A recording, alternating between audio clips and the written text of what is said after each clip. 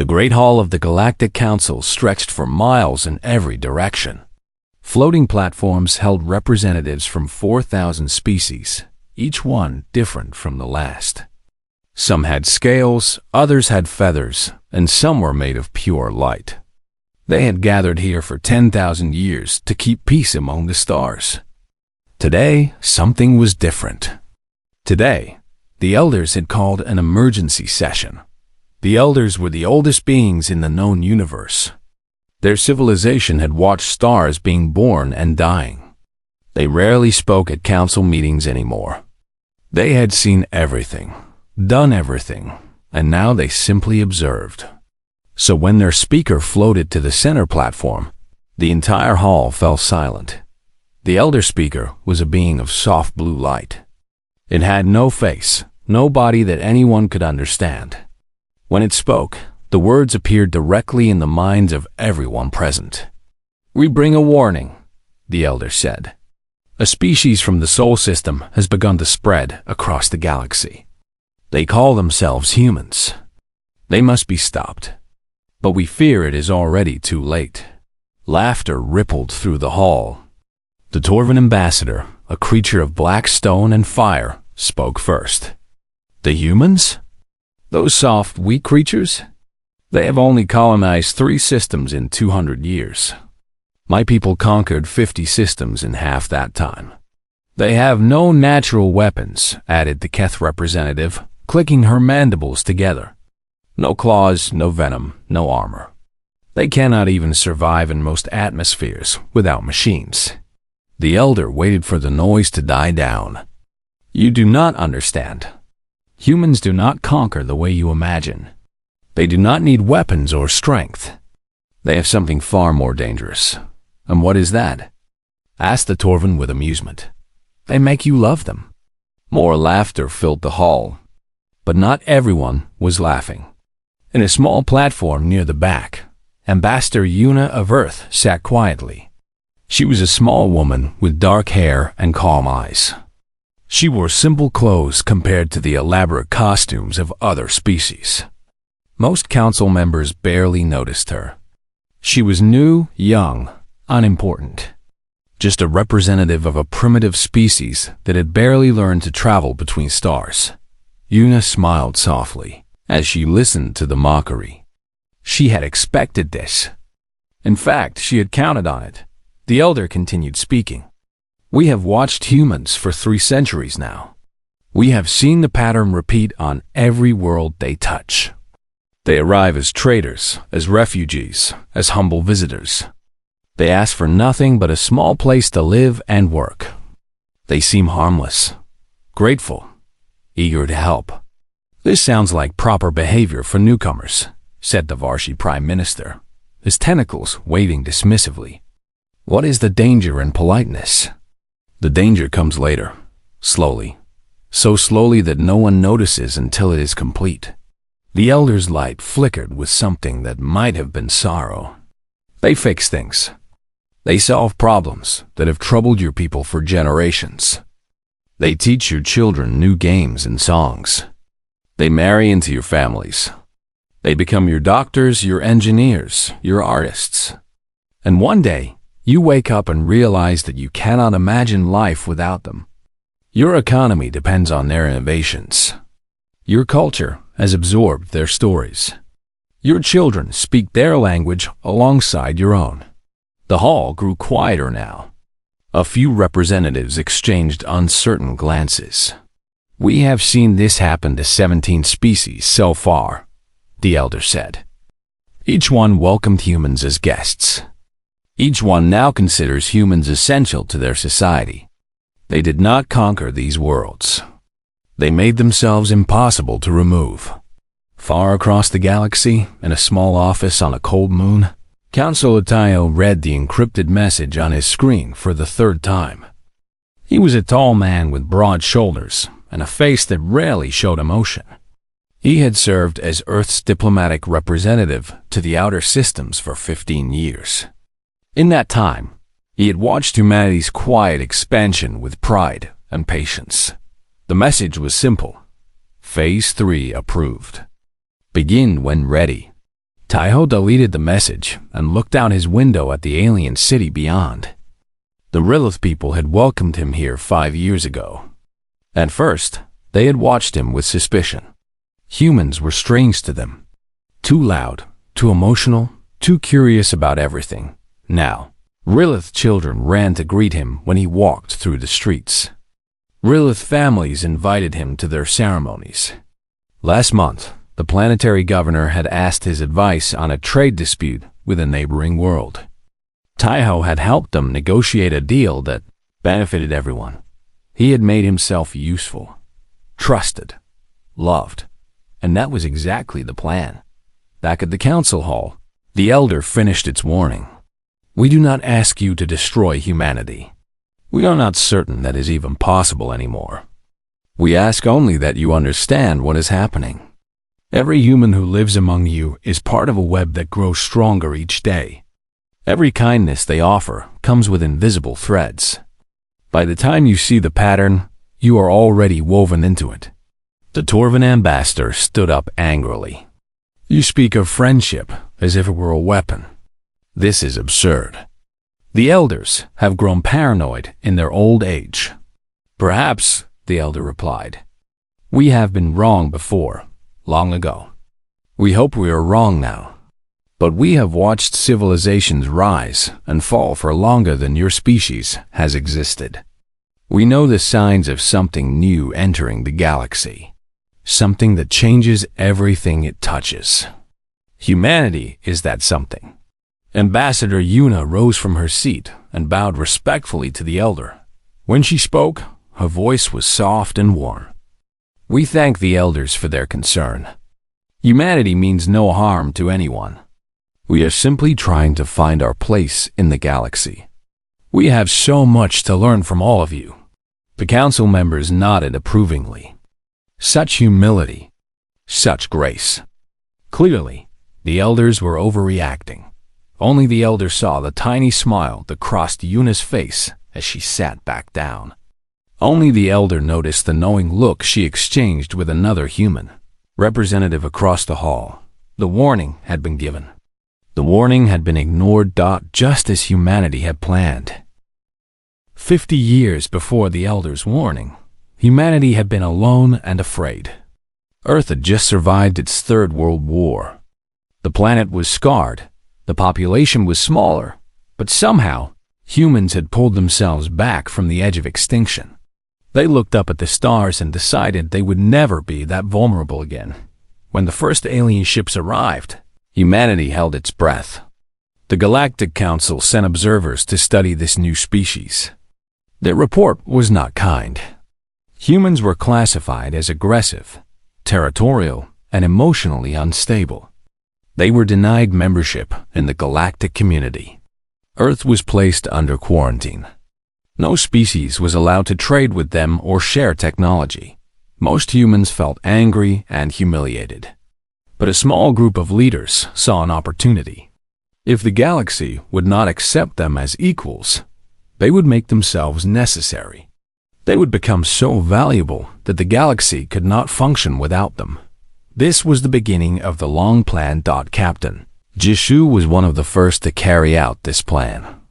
She commanded a small merchant ship called the Starling. It was old and patched together with parts from a dozen different vessels. Her crew of 12 was made up of scientists, engineers, and dreamers who had volunteered for a mission that might take their entire lives. Their first stop was a dying world called Veth Prime. The Veth people had once been great builders, but a plague had swept through their population 2 centuries ago. Their cities crumbled. Their technology failed. The Galactic Council had offered them aid, but the aid came with conditions and politics that the Veth could not accept. Jisoo landed her ship outside the capital city and walked alone to meet the Veth leaders. They were tall, thin beings with silver skin and 4 arms. They looked at her with tired eyes. We have nothing to trade, the Veth leader said. Go away, human. You waste your time here. Jisoo smiled and opened the bag she carried. Inside were medicine containers and data chips. We do not want to trade, she said. "We want to help. These medicines will cure the last traces of your plague. These chips contain plans for machines that will clean your water and grow your food. We ask for nothing in return." The VEF leader stared at her with disbelief. "Nothing? There's always a price. What do you truly want?" "Only to be your friends," Jisoo said simply. "And maybe, someday, when you are strong again, you will remember that humans helped you when no one else would."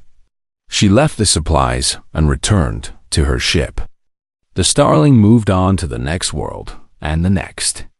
Everywhere they went, they offered solutions to problems that had plagued alien species for generations. They asked for nothing but goodwill.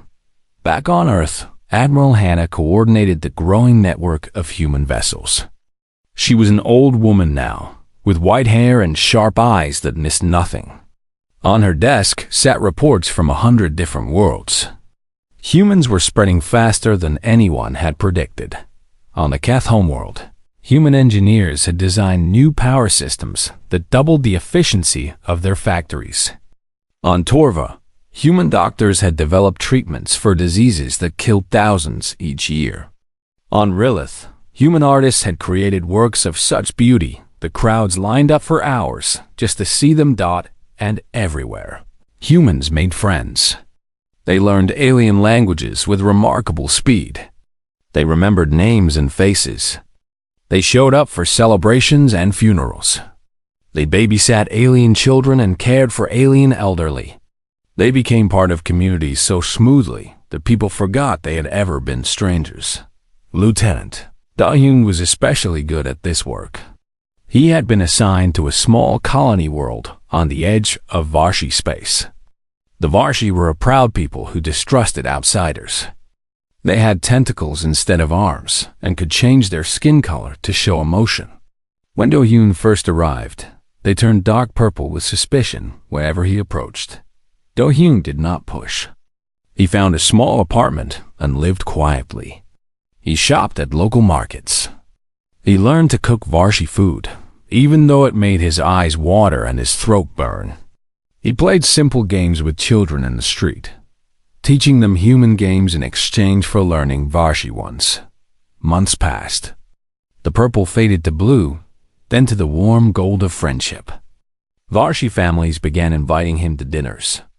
Young Varshi asked him questions about Earth, about human customs, about the strange way humans showed affection by hugging. One evening, an old Varshi merchant sat with Do-Hyun on a rooftop, watching the sunset. "You humans are strange," the merchant said. "You came here with nothing. You asked for nothing. And yet, somehow, my grandchildren love you more than they love their own cousins." Do-Hyun laughed softly. "We just want to belong somewhere. Humans spent too long fighting each other on Earth. We almost destroyed ourselves. Now we want to build something different. Something based on friendship instead of power." The merchant's skin shifted to a thoughtful green. "My people have met many species in our travels. They all wanted something from us. Land, resources, alliance. You are the first to simply want to be our friends. That is because we understand something the others do not," Do-Hyun said. "The strongest bond in the universe is not conquest.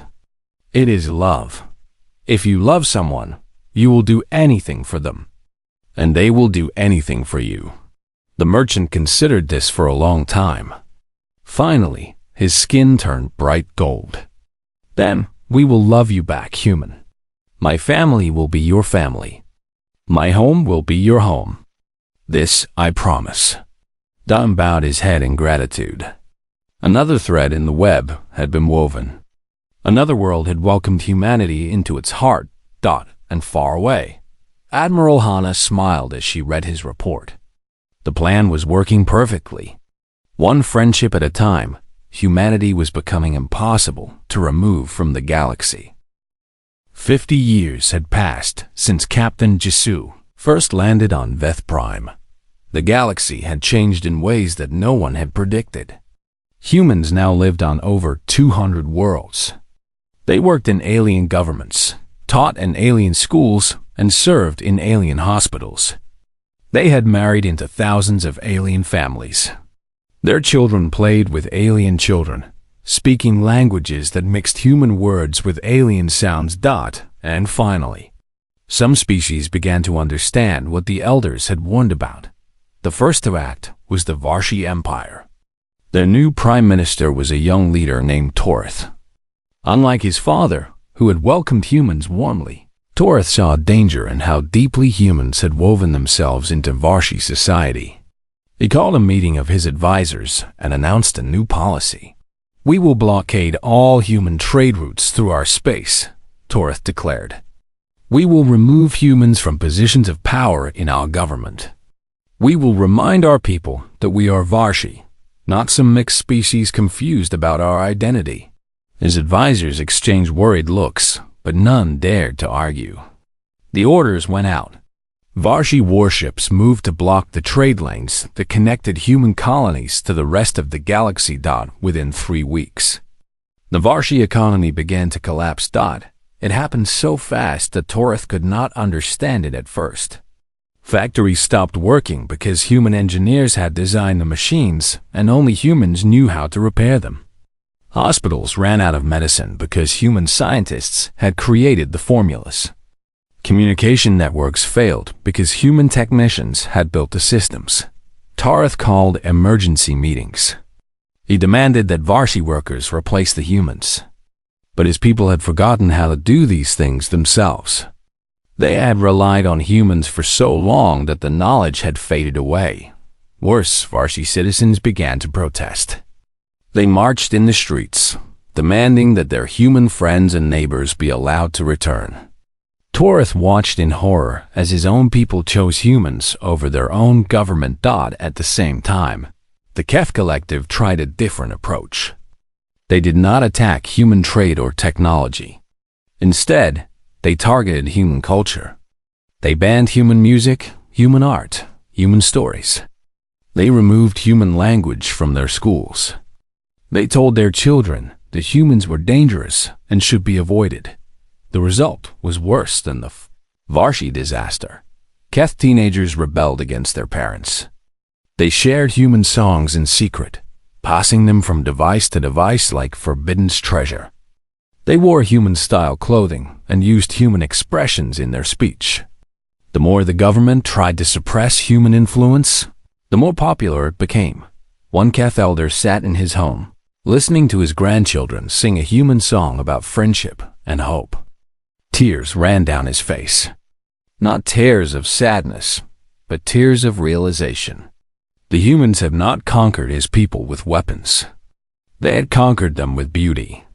And his grandchildren did not even see it as conquest. They saw it as love. In the midst of this chaos, Commander Junho arrived at the Galactic Council as Earth's special envoy. He was a calm man with gentle eyes and a voice that made people want to listen. He did not come with threats or demands. He came with an offer. "We understand your fear," Junho told the assembled representatives. "You look at how deeply humanity has become part of your worlds, and you wonder if you have lost something. You have not lost anything. You have gained a family. We are not here to rule you. We are here to help you become the best versions of yourselves." "Pretty words," snapped the Torvan ambassador. "But what happens when we refuse your help? What happens when we demand that you leave?" Junho spread his hands peacefully. "Then we will leave. We will not fight you. We will not force you to keep us. We will simply go, and we will be sad that we lost such wonderful friends." The Torvan leaned forward. "You expect us to believe that? That you would simply walk away from all you have built?" "We expect nothing," Junho said. "We only offer. The choice has always been yours. It will always be yours. That is what love means. It cannot be forced. It can only be given and received freely." The council chamber fell silent. Many representatives felt uncomfortable with this strange human philosophy. Others found themselves strangely moved. In a private chamber beneath the council hall, The elders met with Counselor Minji. She was a human woman of 50 years, with gray streaks in her black hair and laugh lines around her eyes. She had served on the council for 20 years and was respected by all species. "You have done exactly what we feared," the elder speaker said. "Your people have made themselves essential to half the galaxy. If you were removed now, civilizations would fall." Minji nodded calmly. "Yes, that was the plan. But you misunderstand our purpose. Then explain it to us." "Earth almost died," Minji said softly. "Humans almost destroyed themselves because we had no one to care about except ourselves. When we looked at the galaxy, we saw the same pattern everywhere. Species competing, fighting, destroying each other over resources and pride. We decided to break that pattern. By making everyone depend on you? By making everyone connect to each other through us." Minji's eyes shone with something that might have been tears. "We are the thread that binds the galaxy together. Not rulers, but weavers. When Varshi and Keth trade with each other, they do it through human networks. When Torvin and Rilith make peace, they do it with human diplomats. We have made ourselves the heart of galactic civilization. And hearts do not rule. Hearts simply love." The elder was silent for a long moment. "And what do you want in return for this love?" Minji smiled. "We want what we have always wanted. We want to belong. We want to be family. And family never leaves." The galaxy split into two halves. On one side stood the species who had embraced humanity completely. They called themselves the United Worlds. Their planets were peaceful, their economies were strong, and their people lived in harmony with their human neighbors. On the other side gathered those who feared what humanity had become. They called themselves the Preservers. They believed that humanity was a slow poison that would eventually destroy all unique cultures and replace them with something dangerously human. War seemed unavoidable. The Preservers built fleets and gathered armies. They made speeches about protecting their ancient traditions from human corruption. They told their people that this was a fight for survival. Admiral Sujin commanded Earth's first fleet. She was a stern woman who had spent her entire life in military service. Her ships were the most advanced in the galaxy, combining human creativity with technology gathered from a dozen species. When the Preservers announced their intention to strike at human colonies, she prepared her fleet for battle. Then she received orders from Earth that surprised her. "You are not to attack," the message read. "You are not to fire unless fired upon. Position your ships to protect, not to destroy. Let them see who we truly are." Sujin frowned at the message for a long time. Then she understood. This was not a war that could be won with weapons. This was a war for hearts and minds. She moved her fleet to the border between United Worlds and Preserver space. But instead of preparing for battle, she positioned her ships around vulnerable worlds on both sides. When Preserver scouts approached, they found human vessels protecting Preserver colonies from raiders. When accidents happened in Preserver space, human rescue ships arrived first to help. The Preserver commanders did not know how to respond. They had expected aggression. They had prepared for human warships attacking their homeworlds. Instead, they found humans saving Preserver lives. Meanwhile, scientist Yumbi traveled to the council to present an unexpected gift. She was a young woman, barely 30 years old, but she had spent her entire life studying the diseases of other species. She had found a cure for the fading. The fading was the elders' greatest tragedy. It was a disease that slowly dimmed their light, weakening them over thousands of years until they simply faded from existence. They had searched for a cure for millions of years. They had found nothing. Yumbi stood before the Elder Council and offered them a small container of glowing liquid. "This will stop the fading," she said. "It will not make you young again, but it will prevent you from fading further. You will live as long as you wish to live." The elders stared at her with their ancient, unreadable light. "What do you want in return?" Yumbi smiled gently. "Nothing. This is a gift. You warned the galaxy about us because you cared about the other species. You were trying to protect them. That means you have good hearts. We want to help good hearts survive. You seek to make us dependent on you as well." "No," Yumbi said. "We give you the formula freely. You can make this medicine yourselves. You owe us nothing. We simply want you to know that humans do not see you as enemies. We see you as the wise grandparents of the galaxy. Every family needs wise grandparents." The elders took the medicine. They tested it. It worked perfectly, and they began to wonder if perhaps they had misjudged humanity after all. In Preserver space, the Coalition launched its desperate strike. A fleet of 200 ships attacked a small human colony on the edge of the galaxy. They expected resistance. They expected to kill soldiers and destroy military bases. Instead, they found civilians. The humans had not evacuated. They had not hidden. They stood in open fields, in town squares, in the streets of their small cities. They held no weapons. They carried food and blankets and medical supplies. When the Preserver soldiers landed, prepared for battle, they found humans walking toward them with warm smiles. "You must be tired after such a long journey," the colonists said. "Please, come eat with us. Rest in our homes. We have been expecting you." Sergeant King Su was among the humans who welcomed the invaders.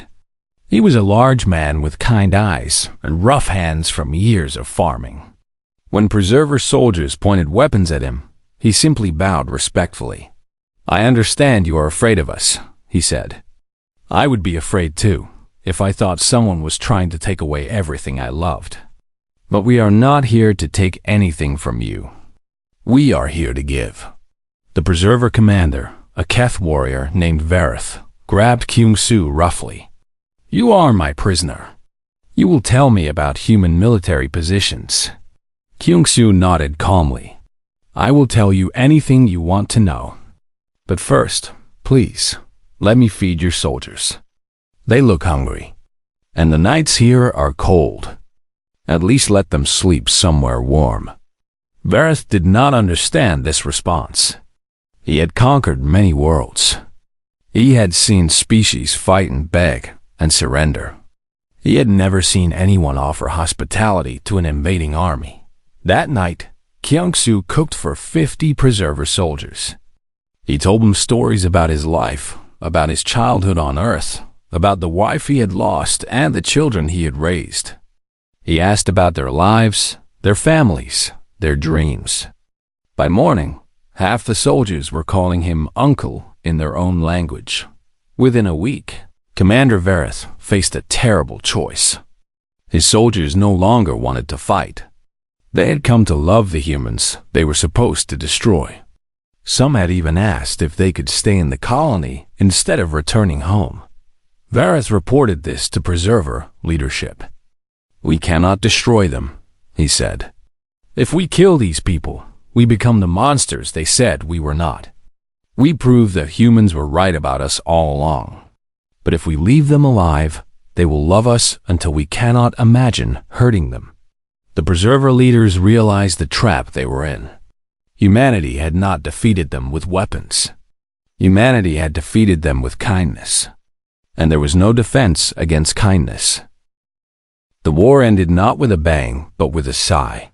The Preservers slowly stopped fighting, not because they were defeated, but because they no longer remembered why they were fighting. Their soldiers had eaten human food, heard human stories, and played human games with their children. The enemy they had feared turned out to be neighbors they had not yet met. One by one, the Preserver worlds opened their borders. Trade resumed. Families reunited. And the galaxy began to breathe again. The final session of the old Galactic Council was held on the anniversary of the Elders' first warning. Representatives from every known species filled the Great Hall. Floating platforms stretched to the horizon in every direction. But the mood was different now. There was no suspicion, no fear. There was something that felt almost like hope. The elder speaker floated to the center platform one last time. Its light was stronger now, brighter than it had been in centuries. The cure that Yumbi had given them was working. The fading had stopped. 100 years ago, we stood in this hall and warned you about humanity, the elder said. We told you they would weave themselves into your worlds until they could not be removed. We told you they would make themselves essential to your survival. We were correct about all of these things. The hall was silent, waiting, but we were wrong about what it meant. We thought humanity was a threat. We thought they would consume your cultures and replace them with their own. Instead, we have watched something we never expected. We have watched humanity make the galaxy stronger. The elder paused, its light shifting through colors that most species could not see. Humans did not erase your traditions. They celebrated them. They learned your songs and taught them to others. They preserved your histories when you had forgotten them. They connected you to each other in ways you could not connect yourselves. They did not become the rulers of the galaxy. They became its heart. President Sunwoo of the United Earth Federation rose from his platform and floated to join the elder at the center. He was an old man now, with white hair and a face full of wrinkles earned through decades of service. He had been a young diplomat when humanity first came to the council. He had lived long enough to see everything change. We never wanted to conquer you, Sunwoo said, his voice gentle but clear. We only wanted to belong somewhere. Earth taught us that isolation leads to destruction. We fought ourselves for thousands of years because we had no one else to love. When we finally reached the stars, we made ourselves a promise. We would never be alone again, and we would never let anyone else be alone either. He looked around the hall at the thousands of species represented there. Some of them had tried to destroy humanity. Some of them had welcomed humanity with open arms. All of them were listening. We offer you a choice today. We can continue as we have been, with humans scattered across your worlds as guests and helpers and friends. Or we can become something new. We can become a true family. A government that includes every species, where every voice is heard, where no one stands alone against the darkness. The vote was not close. 94% of the species voted to form the new United Galactic Family. Even many former preservers voted yes. They had seen what humanity could do. They wanted to be part of it. Yun watched from the back of the hall. She was very old now, over 100 years old thanks to alien medicine that humans had helped develop. She remembered standing in the same hall as a young ambassador, listening to the elders warn about her species. She remembered smiling secretly because she knew the plan. Now she smiled openly, with tears running down her wrinkled face. The plan had worked better than anyone had dreamed. Humanity was no longer alone, and neither was anyone else in the deepest chamber of the elders' ancient home. The wisest of the elders shared a final prophecy with Counselor Minji's granddaughter, a young woman named Hyung. When we first saw humanity, we glimpsed two possible futures, the elder said. In one future, the galaxy united to destroy you. Your species died screaming in the darkness, and the galaxy continued as it always had, divided and afraid and alone. In the other future, the galaxy failed to stop you. You spread everywhere, touching everything, changing everything. Hyung nodded quietly. And which future was better? That is what we did not understand at first. We assumed the second future was a tragedy. We assumed that a galaxy dominated by humanity would lose its diversity, its beauty, its ancient traditions. We were wrong. In the second future, the galaxy became something it had never been before. It became a family, and families preserve what they love. They do not destroy it, so we were never a threat. The elder's light flickered with something that might have been laughter. You were always a threat, but not the kind of threat we imagined. You threatened our loneliness. You threatened our divisions. You threatened the walls we had built between ourselves. And thank you for that. The galaxy was dying slowly, and we did not even know it. You brought it back to life. Far away, on a small blue planet called Earth, Commander Junho finally came home. He had spent 40 years among the stars, making friends and building bridges between species. Now he wanted to rest. His daughter Hayu met him at the landing pad. She was no longer the little girl he remembered. She was a diplomat herself now, carrying on the family tradition. But when she saw her father, she ran to him like a child and threw her arms around him. "Welcome home, father," she said. Junho held his daughter close and looked up at the sky. Somewhere up there, thousands of species were learning to live together. Somewhere up there, the galaxy was becoming a family. His daughter asked him what he had done out there among the stars. What had he accomplished in his 40 years of service? Junho smiled and gave her the only answer that mattered. "I made friends," he said. "That is all we ever wanted to do." And in the end, that was enough to change everything. The stars twinkled above them, and for the first time in galactic history, they twinkled over a universe that was no longer afraid. The elders had warned the Galactic Council that humanity was too late to stop. What they had not understood was that by the time the galaxy saw the truth, they no longer wanted to stop humanity at all. They wanted to be loved. And humanity had love enough for everyone.